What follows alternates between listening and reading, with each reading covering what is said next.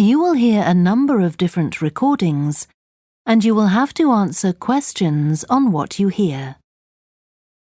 There will be time for you to read the instructions and questions, and you will have a chance to check your work.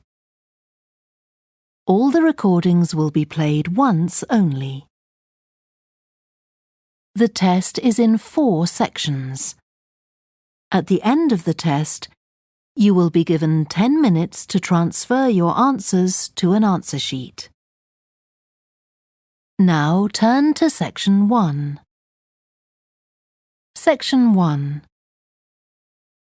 You will hear a telephone conversation between an official at a village hall and a woman who wants to hire a public room. First, you have some time to look at questions 1 to 6.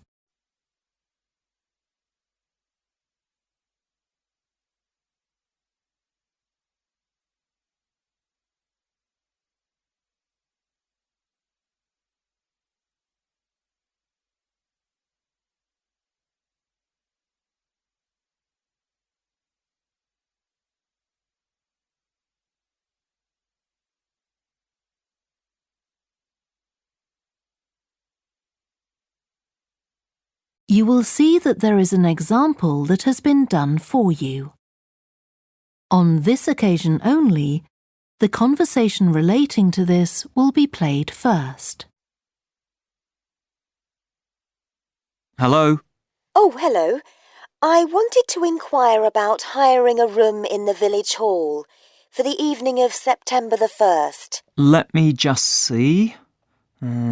Yes, we have both rooms available that evening.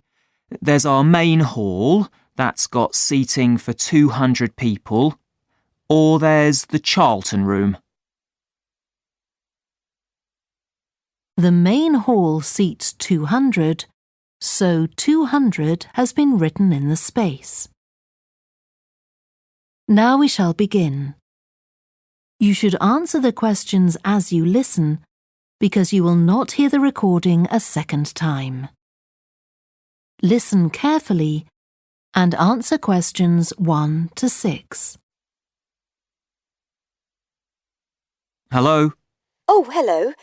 I wanted to inquire about hiring a room in the village hall for the evening of September the 1st. Let me just see. Yes, we have both rooms available that evening. There's our main hall, that's got seating for 200 people, or there's the Charlton room. Sorry? The Charlton room, CHARLTON. That's got seating for up to 100. Well, we're organising a dinner to raise money for a charity, and we're hoping for at least 150 people. So I think we'll go for the main hall. How much would that cost? Let's see. You wanted it for the evening of September the 1st? Yes, that's a Saturday. So from 6 p.m. to midnight, that'd be £115. That's the weekend price. It's £75 on weekdays. That's all right. And I have to tell you, there's also a deposit of £250, which is returnable, of course, as long as there's no damage. But we do insist that this is paid in cash. We don't take cards for that. You can pay the actual rent of the room however you like, though. Cash, credit card, cheque. Oh, well, I suppose that's okay. So, does the charge include use of tables and chairs and so on? Oh, yes. And what about parking? Yeah, that's all included. The only thing that isn't included is, you said you were organising a dinner? Yeah. Well, you'll have to pay extra for the kitchen if you want to use that. It's £25. It's got very good facilities, good quality cookers and fridges and so on. OK. Well, I suppose that's all right. We can cover the cost in our entry charges. Right, so I'll make a note of that. Now, there are just one or two things you need to think about before the event. For example, you'll have to see about getting a licence if you're planning to have any music during the meal. Oh, really? It's quite straightforward. I'll give you the details later on. And about a week or 10 days before your event, you'll need to contact the caretaker, that's Mr. Evans, to make the arrangements for entry. He'll sort that out with you. And do I give him the payment as well? No, you do that directly with me. Before you hear the rest of the conversation, you have some time to look at questions 7 to 10.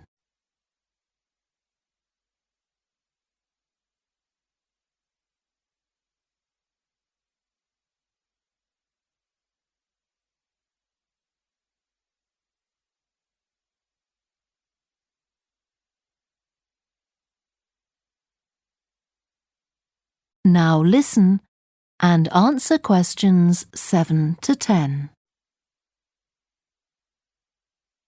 Right. Now, is there anything I need to know about what happens during the event? Well, as you'll be aware, of course, the building is no smoking throughout.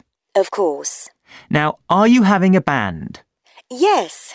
Well, they'll have a lot of equipment, so rather than using the front door, they should park their van round the back and use the stage door there. You can open that from inside, but don't forget to lock it at the end. OK. And talking of bands, I'm sure I don't need to tell you this, but you must make sure that no one fiddles about with the black box by the fire door. That's a system that cuts in when the volume reaches a certain level. It's a legal requirement. Sure. Anyway, we want people to be able to talk to one another, so we don't want anything too loud. Oh, that reminds me. We'll be having speeches. Are there any microphones available? Yep, just let the caretaker know. He'll get those for you. Right, now, when the event is over, we do ask that the premises are left in good condition. So there's a locked cupboard, and you'll be informed of the code you need to open that. It's got all the cleaning equipment, brushes and detergent and so on. Right. So what do we need to do after everyone's gone? Sweep the floors, I suppose? Well, actually, they have to be washed, not just swept. Then you'll be provided with black plastic bags, so all the rubbish must be collected up and left outside the door. Of course. We'll make sure everything's left tidy. Oh, and I forgot to ask. I presume we can have decorations in the room? Yes, but you must take them down afterwards. Sure. And the chairs and tables should be stacked up neatly at the back of the room. I'll make sure I've got a few people to help me. That is the end of section 1. You now have half a minute to check your answers.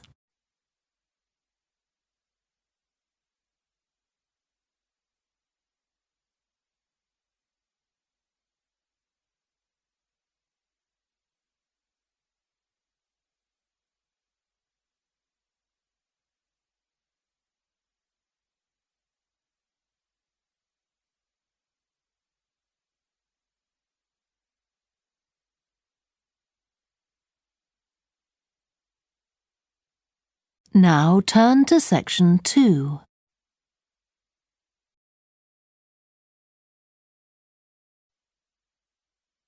Section 2. You will hear a guide talking to a group of visitors to a farm. First, you have some time to look at questions 11 to 14.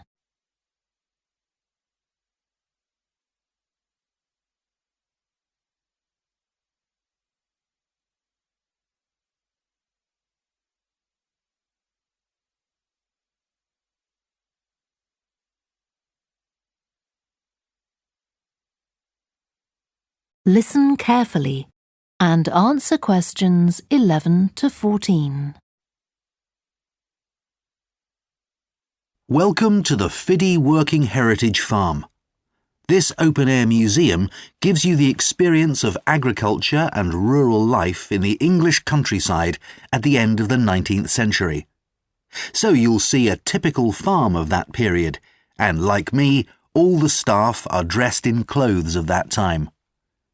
I must give you some advice and safety tips before we go any further. As it's a working farm, please don't frighten or injure the animals. We have a lot here, and many of them are breeds that are now quite rare. And do stay at a safe distance from the tools. Some of them have sharp points, which can be pretty dangerous, so please don't touch them. We don't want any accidents, do we? The ground is very uneven, and you might slip if you're wearing sandals, so I'm glad to see you're all wearing shoes. We always advise people to do that. Now, children of all ages are very welcome here, and usually even very young children love the ducks and lambs, so do bring them along next time you come. I don't think any of you have brought dogs with you, but in case you have, I'm afraid they'll have to stay in the car park unless they're guide dogs. I'm sure you'll understand that they could cause a lot of problems on a farm. Before you hear the rest of the talk, you have some time to look at questions 15 to 20.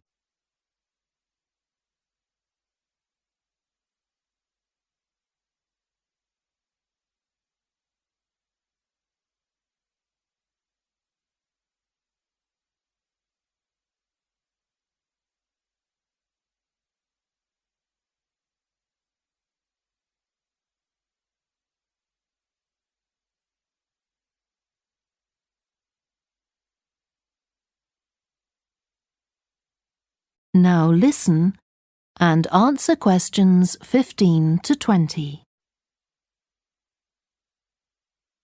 Now let me give you some idea of the layout of the farm. The building where you bought your tickets is the new barn immediately to your right, and we're now at the beginning of the main path to the farmland, and of course the car park is on your left. The scarecrow you can see in the car park in the corner beside the main path is a traditional figure for keeping the birds away from crops. But our scarecrow is a permanent sculpture. It's taller than a human being, so you can see it from quite a distance. If you look ahead of you, you'll see a maze. It's opposite the new barn, beside the side path that branches off to the right, just over there. The maze is made out of hedges which are too tall for young children to see over them, but it's quite small, so you can't get lost in it. Now, can you see the bridge crossing the fish pool further up the main path? If you want to go to the cafe, go towards the bridge and turn right just before it. Walk along the side path and the cafe's on the first bend you come to. The building was originally the schoolhouse, and it's well over 100 years old. As you may know, we run skills workshops here, where you can learn traditional crafts like woodwork and basket making.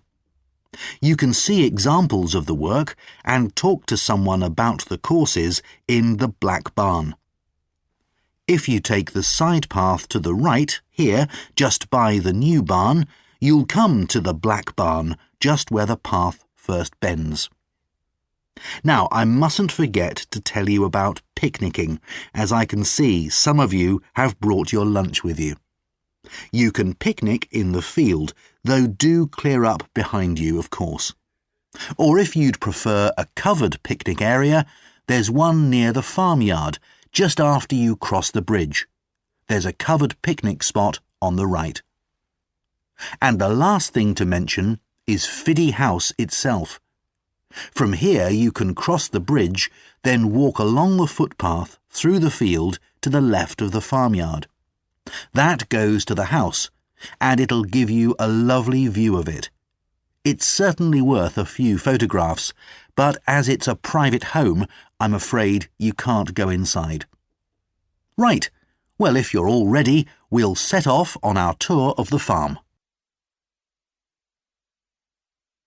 That is the end of section 2. You now have half a minute to check your answers.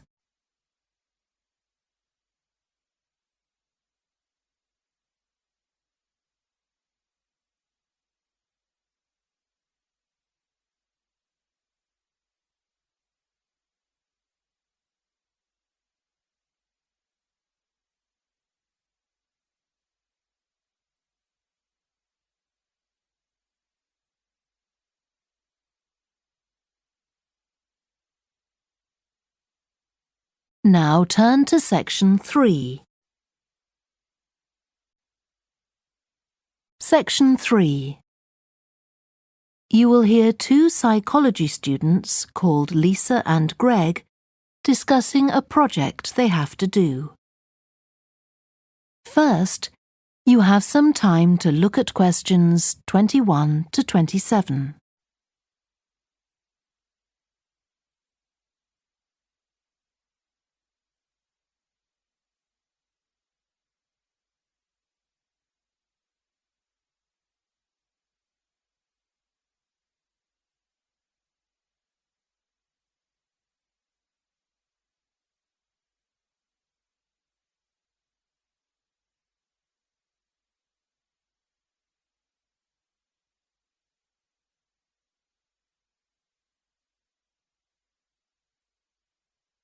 Now listen carefully and answer questions 21 to 27.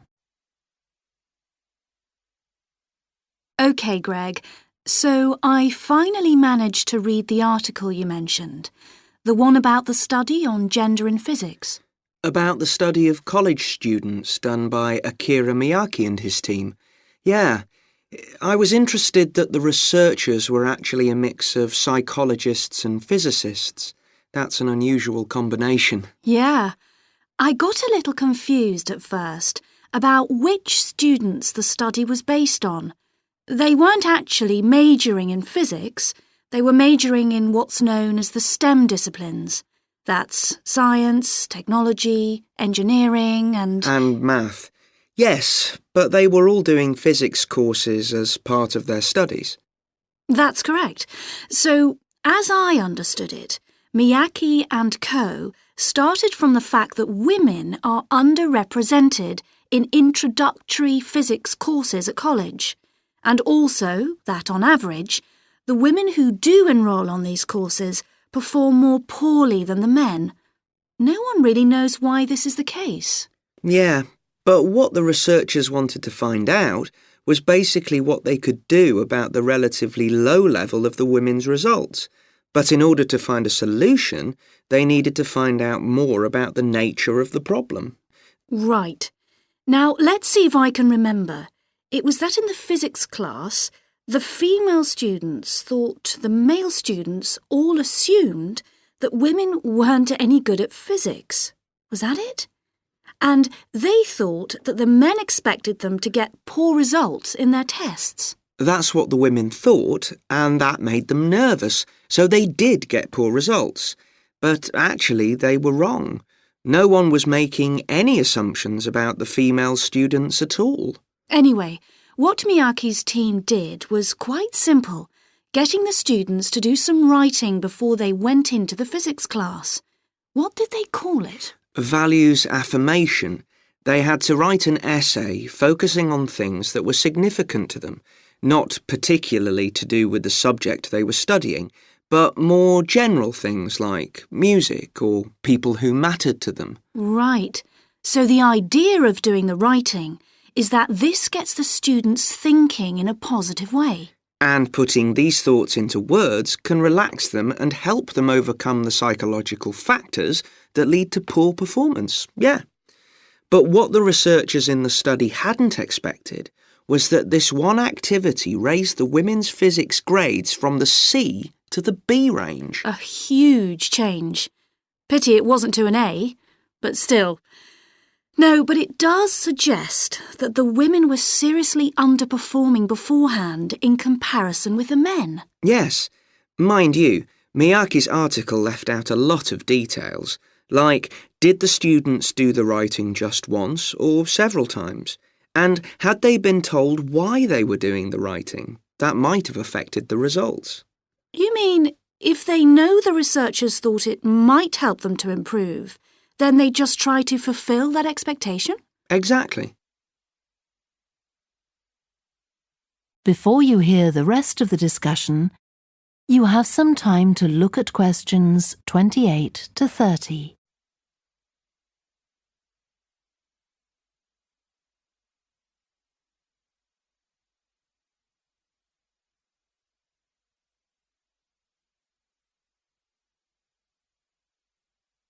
Now listen and answer questions 28 to 30. So anyway, I thought for our project we could do a similar study, but investigate whether it really was the writing activity that had that result. OK, so we could ask them to do a writing task about something completely different, something more factual, like a general knowledge topic. Maybe. Or we could have half the students doing a writing task and half doing something else, like an oral task. Or even half do the same writing task as in the original research and half do a factual writing task. Then we'd see if it really is the topic that made the difference or something else. That's it. Good. So, at our meeting with the supervisor on Monday, we can tell him we've decided on our project. We should have our aims ready by then. I suppose we need to read the original study. The article's just a summary. And there was another article I read by Smolinski. It was about her research on how women and men perform in mixed teams in class, compared with single-sex teams and on their own. Let me guess. The women were better at teamwork. That's what I expected. But actually, the men and the women got the same results, whether they were working in teams or on their own. But I guess it's not that relevant to us. What worries me, anyway, is how we're going to get everything done in the time. We'll be okay now we know what we're doing. Though I'm not clear how we assess whether the students in our experiment actually make any progress or not. No, we may need some advice on that. The main thing's to make sure we have the right size sample, not too big or too small. That shouldn't be difficult. Right, what do we need to do next? We could have a look at the timetable for the science classes, or perhaps we should just make an appointment to see one of the science professors. That'd be better. Great. And we could even get to observe one of the classes. What for? Well, OK, maybe let's just go with your idea. Right, well, I think that's everything for now. That is the end of section 3. You now have half a minute to check your answers.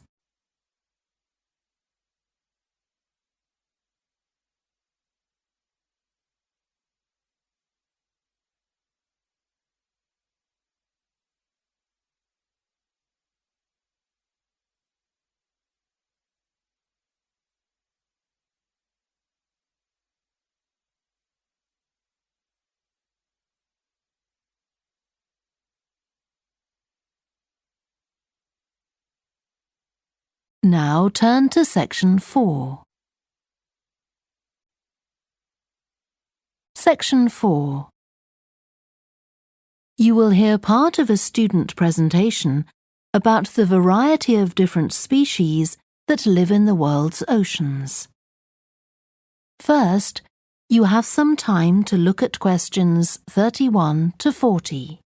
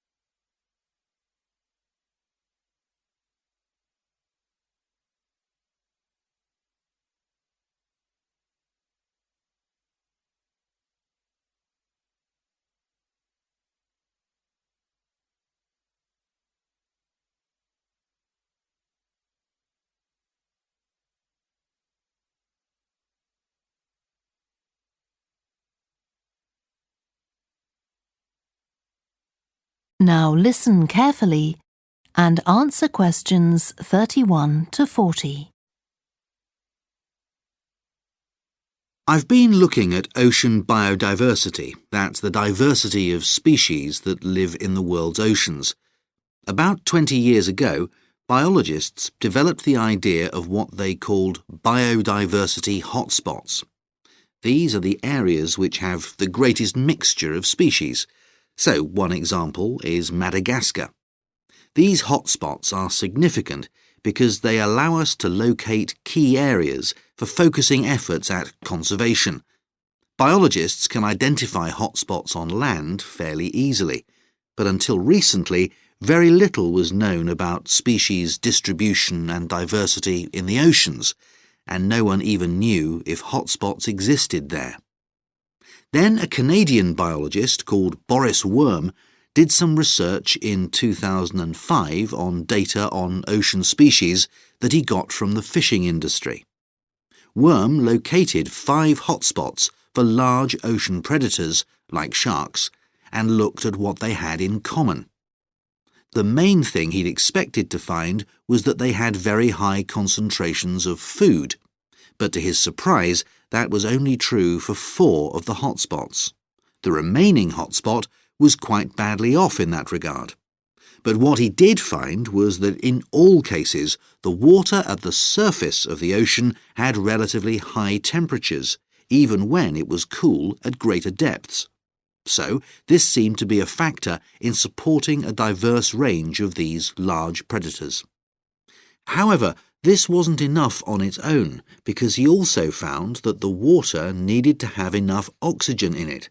So these 2 factors seemed necessary to support the high metabolic rate of these large fish.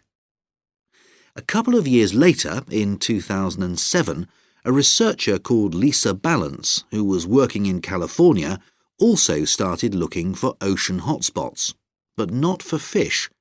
What she was interested in was marine mammals, things like seals. And she found 3 places in the oceans which were hotspots, and what these had in common was that these hotspots were all located at boundaries between ocean currents. And this seems to be the sort of place that has lots of the plankton that some of these species feed on.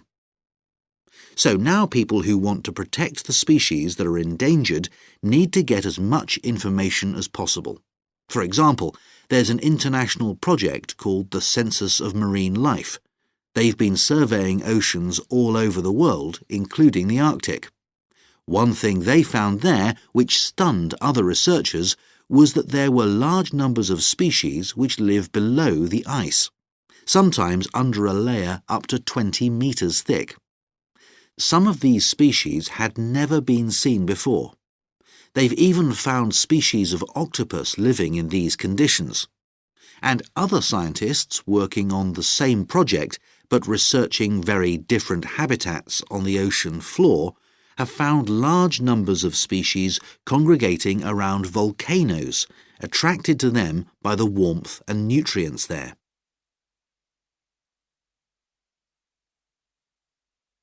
However, biologists still don't know how serious the threat to their survival is for each individual species.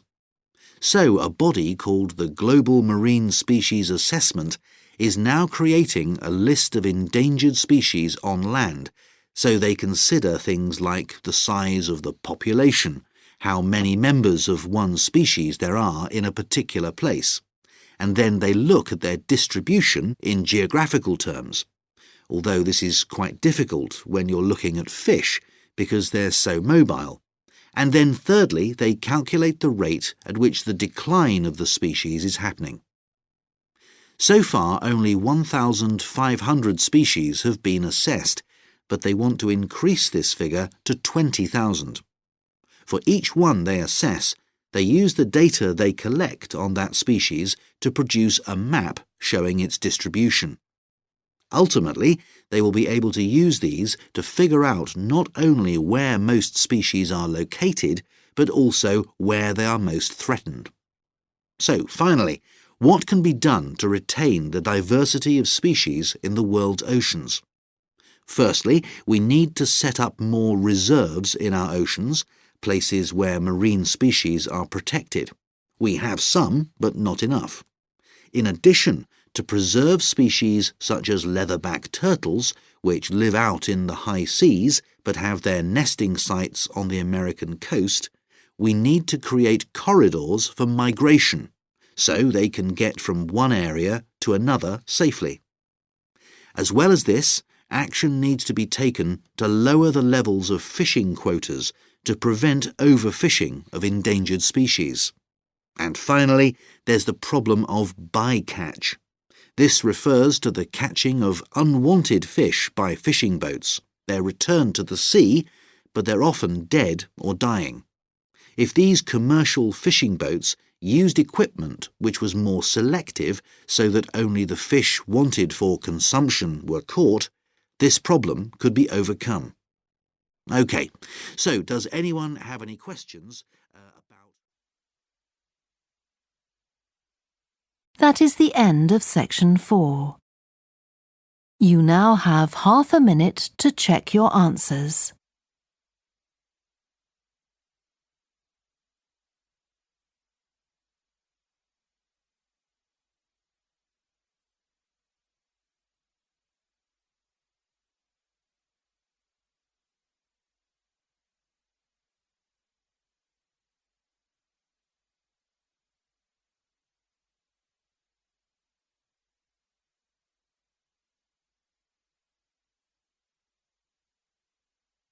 That is the end of the listening test.